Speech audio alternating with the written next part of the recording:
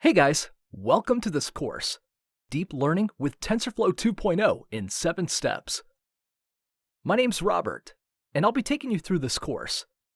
A little bit about myself. I work as a data engineer on the Google Cloud Platform. Part of my job function involves training and deploying machine learning models. I've been a software engineer for over 20 years. This course is divided into 7 steps. Each step is designed as a section. First, we'll get you started with working with TensorFlow by setting up an environment for deep learning. We'll learn to work with an online environment called Google Colab, as well as on a local computer. We'll learn how to fetch data and also discuss tensors and their dimensionality. At the end of the section, we'll learn to train our first model. Second section, consider the reasoning behind deep learning. We'll review the logistic regression algorithm as applied to image classification and observe its limits.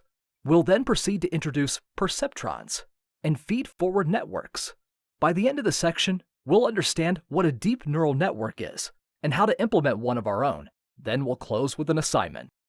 Third section, image classification. We'll look at the numerical representation of images, the features that exist in those representations, and how to extract those features using deep convolutional neural networks. We'll apply this technique to differentiate between images of cats and dogs. In the fourth section, sequence models. We'll introduce data that has an interpretation that relates to the sequence in which it appears. Then we'll discuss how these types of networks can be modeled using 3 types of sequence models. We'll learn to predict sentiment on Amazon Book Reviews dataset. In the fifth section, continue with sequence models. And we'll introduce temperature data. We'll proceed with how this type of data can be modeled using both an RNN and an LSTM.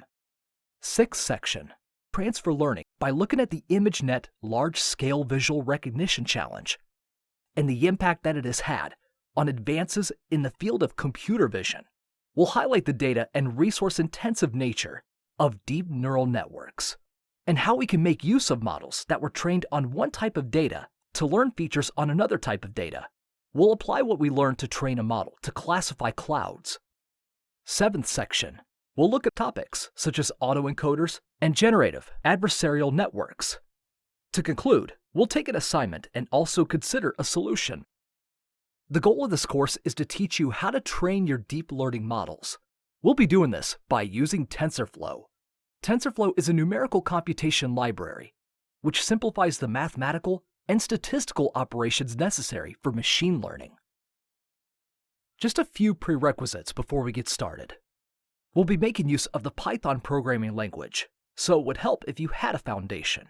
Another useful foundation to have would be in machine learning, as this would provide you with a foundation in linear and logistic regression. Some basic statistics are also nice to have. That's it with the introduction. I look forward to seeing you in this course. Let's get started.